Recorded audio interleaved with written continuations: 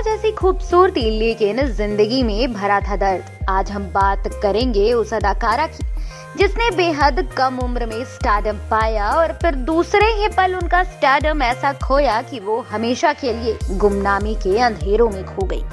आज इस अंक में हम बात करेंगे एक्ट्रेस विमी की। विमी बॉलीवुड की एक ऐसी अदाकारा रही जिन्होंने बहुत कम समय में शोहरत, दौलत और सफलता कमाई, लेकिन जितनी तेजी से इन्होंने बुलंदियों को छुआ उससे कई तेजी से वे सबकी नजरों से इस कदर ओझल हुई कि आज शायद ही इस अदाकारा का नाम किसी को याद भी होगा। विमी ने अपने फिल्मी करियर में सुपरस्टार सुनील दत्त, शशि कपूर और राज कपूर के साथ बी.आर. चोपड़ा की सस्पेंस थ्रिलर फिल्म हमराज में काम किया। इस फिल्म के सभी गाने उस वक्त सुपरहिट रहे। इस फिल्म को नेशनल बेस्ट फीचर फिल्म का अवार्ड भी मिला था।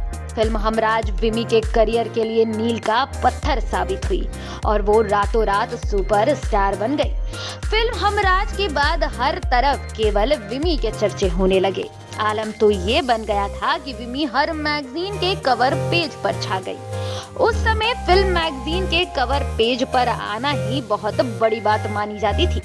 विमी का यूं मैगजीन के कवर पेज पर आने का इशारा यही बता रहा था कि वो एक सुपर स्टार बन चुकी हैं, जिसे रातों रात स्टार आइकन मान लिया गया था।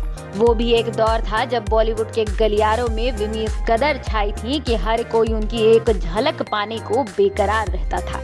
विमी बॉलीवुड की डिमांडिंग हीरोइनों में से एक बन चुकी थी, लेकिन कहते हैं ना, 4 दिन की चांदनी फिर अंधेरी रात। यही हाल विमी के जिंदगी में आया, जहां विमी के स्टारडम सिर्फ 4 दिन तक ही रही और 4 दिन की चांदनी बनकर आया भी और चला भी गया।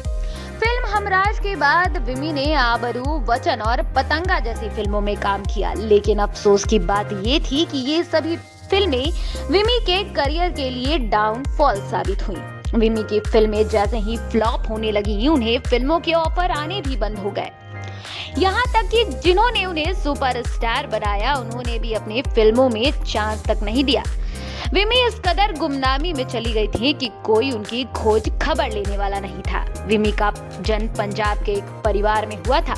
अपने परिवार के मर्जी के खिलाफ विमी ने कलकत्ता के एक मारवाड़ी व्यवसायी से शादी की थी। विमी को कौन सी फिल्में करनी चाहिए या नहीं करनी चाहिए, ये सब उनके पति तय करते थे। कहा यह जाता है कि पति की वजह से उनका स्टारडम कम होने लगा। अपने डूबते करियर को बचाने के लिए विमी अपने पति से अलग हो गई, लेकिन पति की वजह से उनकी जो छवि धूमिल हुई, उससे उनके करियर पर काफी असर पड़ा। फिर आखिर एक दिन ऐसा आया कि विमी इस दुनिया को छोड़कर चली गई। आखिरी दिनों में विमी के पास इतने पैसे भी नहीं थे कि उनकी शव यात्रा निकाली जाए और उनकी लाश को 4-5 लोगों द्वारा एक ठेले पर डाल कर ले जाना पड़ा था। उनकी अंतिम यात्रा में बस 4-5 लोग ही मौजूद थे।